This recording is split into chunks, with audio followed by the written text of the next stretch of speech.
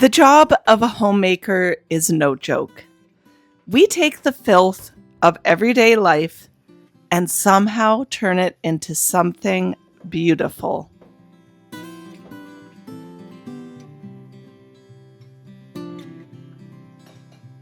The truth is, there's no one-size-fits-all routine for homemaking. In my opinion, there can't be. Life just has too many moving parts. But there are strategies that stand the test of time. And in today's video, I want to share one that could really work for you, especially if you're willing to do a little groundwork to make it fit your life.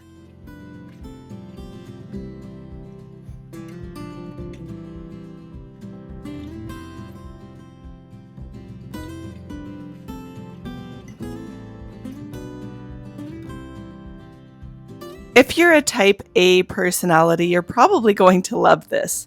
But even if you're more like me, more type B, someone who likes structure but needs a little wiggle room, then I think you'll still find this helpful.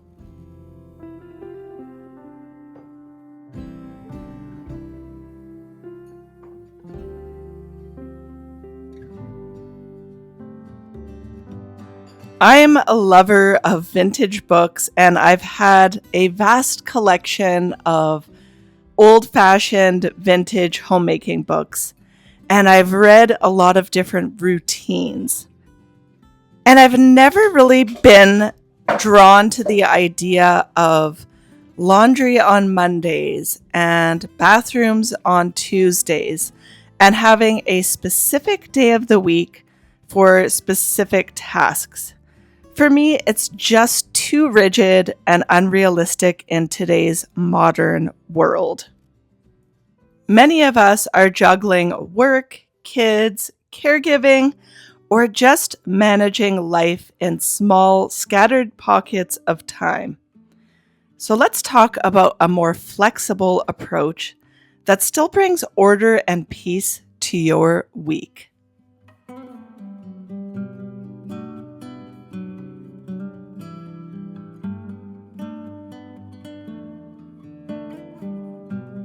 One of the routines that I tried out, which was from a 1950s homemaking book, was actually something that made a lot of sense to me. And although I wouldn't copy it task for task because it's so complex, I feel like the concept makes a lot of sense.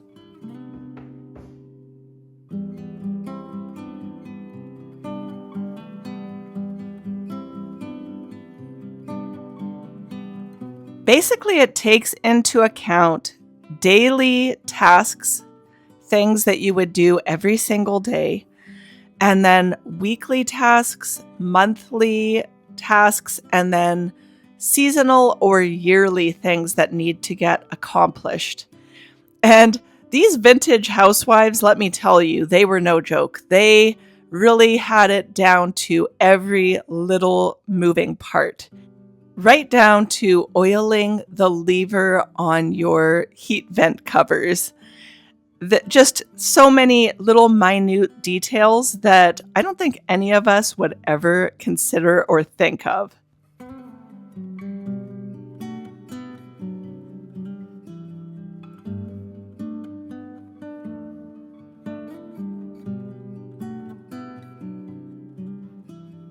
I'm definitely not suggesting that we make ourselves lists that intricate, but what I think could be very helpful is to actually structure what we do, because there are a lot of things that tend to get unaccomplished, at least in my household.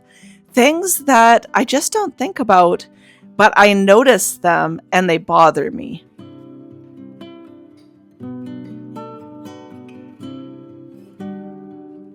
I feel like every household has its own problems that need solutions. We all have different sized homes, different rooms, different sized families, and so on and so forth. There's just so many variables.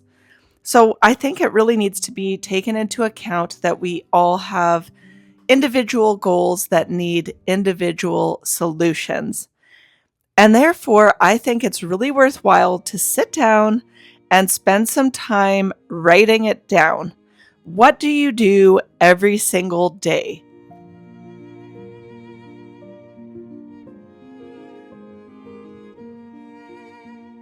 Make a list of all of those little areas in your home that bother you. For me, that just happens to be the dirt that I can see underneath my fridge and stove that I know I need to pull it out and clean, and the little spider webs that are up on my ceilings. This is just an example of a couple of things that bother me on a regular basis.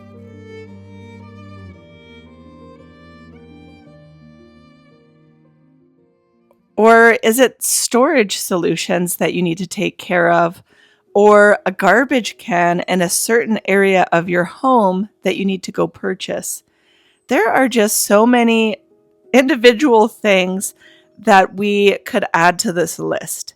And once you've kind of created that, then you could go into your seasonal tasks that need to be done.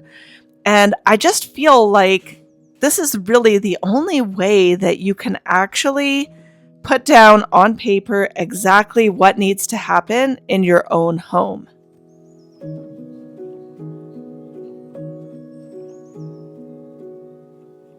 Right now, we're in the heat of summer. It's sweltering hot outside, and I have a day to just go through my home and do a little bit of stuff that needs to be done that I don't usually get to.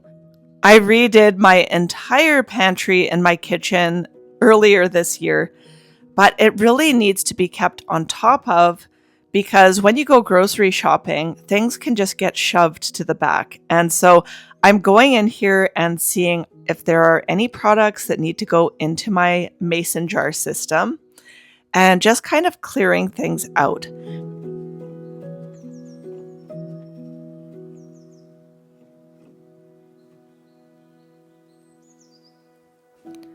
So once you've made sort of a list of all of the things that you usually do, and then all the areas of your home that kind of bother you, then you can get down to seasonal things such as taking out or putting away seasonal decor, or even cleaning out your gutters or outdoor tasks like pruning. There are just so many things that go into the care and maintenance of a home.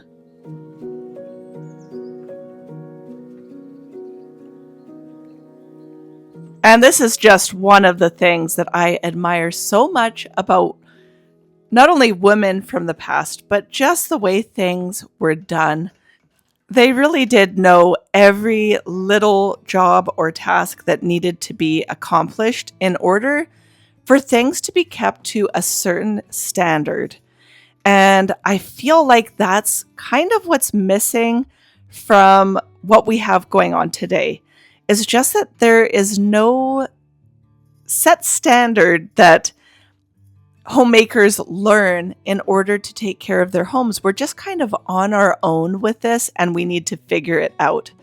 And we learned what we learned growing up, but there is really no formal education in this field like there used to be.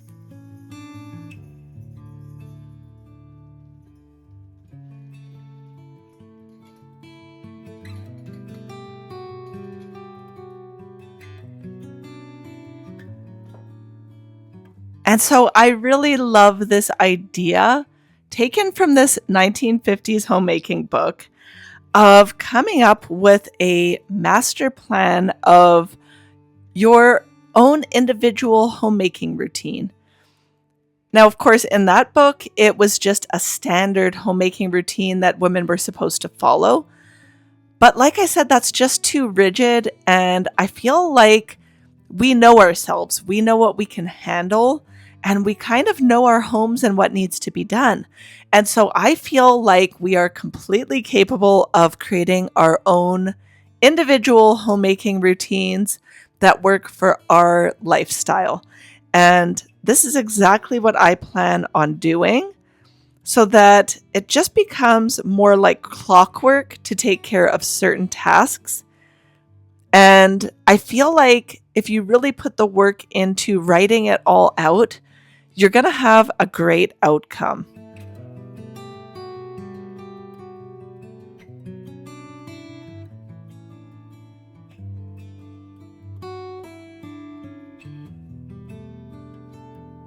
Homemaking is a really big job. There are always tasks that seem to get away from me, and there's always more work to do, and there's always things that seem to not get done. And I feel like if I have this list, I can then assign other people in my household to certain tasks that I want to have accomplished. And it doesn't all need to be done by one person.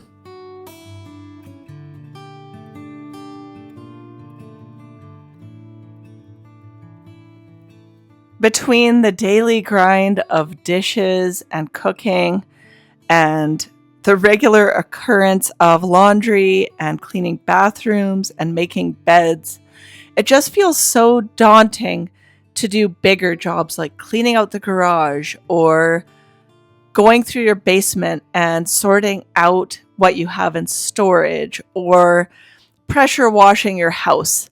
There are just so many things that a home takes to be upkept.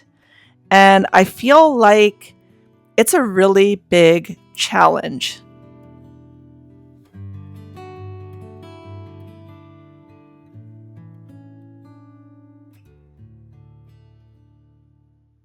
And one of the things that I've found extremely helpful is actually looking through these old vintage homemaking books, because the fact of the matter is, I think a lot of us don't even know what some of these tasks are.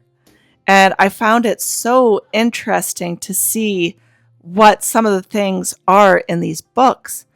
They would be so intricate, like wrapping your seasonal clothing in tissue paper and then putting mothballs into whatever container or chest that you were going to be putting that away in.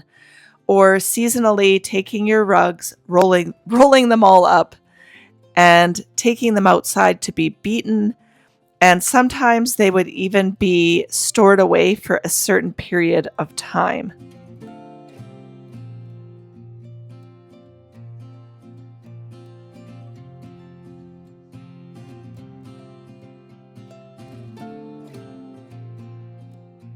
By no means do I plan on doing any of those things, but I just find it so interesting to know what these things are, because it just seems like they had it so together and they knew exactly what needed to be done. And if you're struggling with knowing what even needs to be done to upkeep a house, I'm telling you, it's a good read.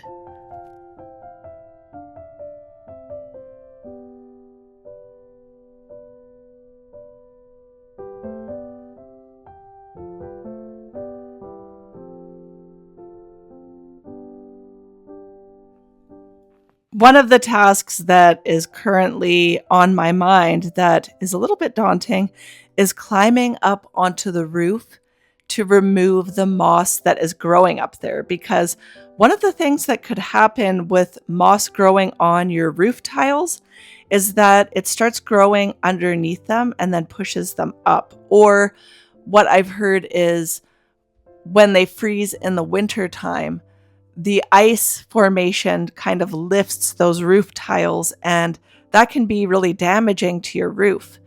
And so that's one of the things that I've been trying to keep on top of, but it's just so much work.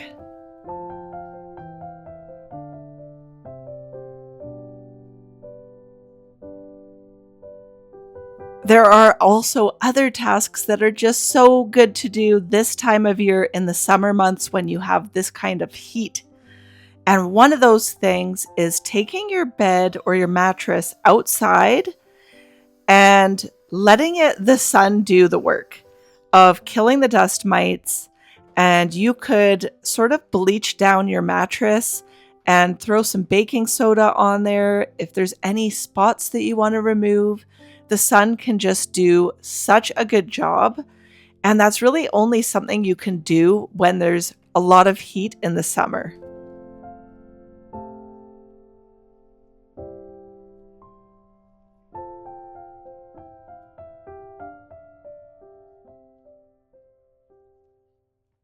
I love to do weekly loads of laundry that I hang on my outdoor line.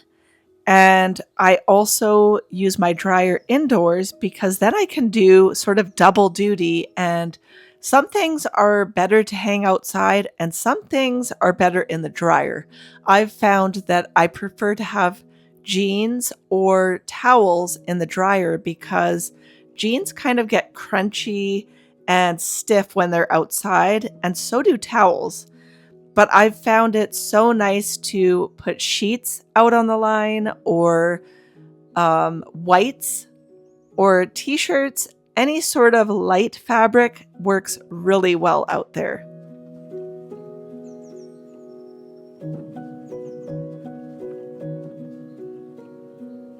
Living in the country, we have a lot of bugs, let me tell you. And one of the biggest contenders around here is spiders. Spiders of all types.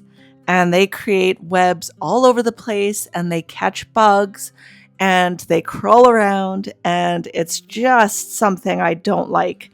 And one of the ways that I like to get them and get all of it out is by using a shop vac. And this is one of the things that I highly recommend, is having a shop vac, because you can suck so many things into it and then just go sort of release it outside when you're done. And I find them to be really powerful and strong, and they do such a good job. And that's one of the things that I did today that I didn't video, but I highly recommend.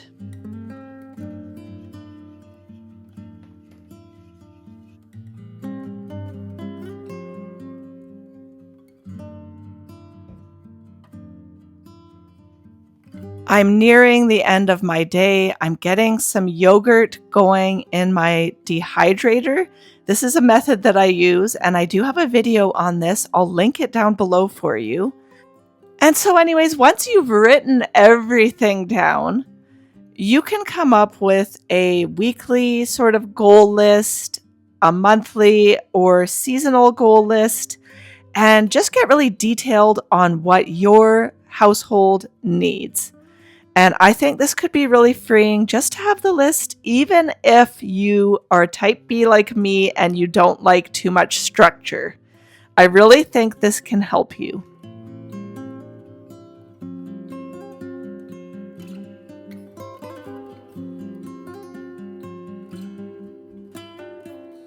One of the things that we just accomplished that felt so good was getting rid of some old bikes that had been hanging around. And we hung on to them for so long. And I finally ended up taking them to the dump and finding out that it was totally free to get rid of them. And that is just one thing off of my list that I no longer need to think about or worry about. And it is just so freeing.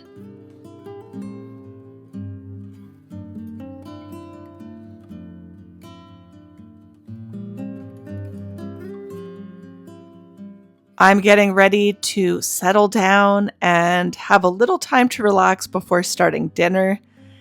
And I couldn't be more happy that you spent this time with me today. Thanks for joining me. Consider subscribing if you're new to my channel. I share videos every single Wednesday. Thanks for joining me, and I'll see you next week.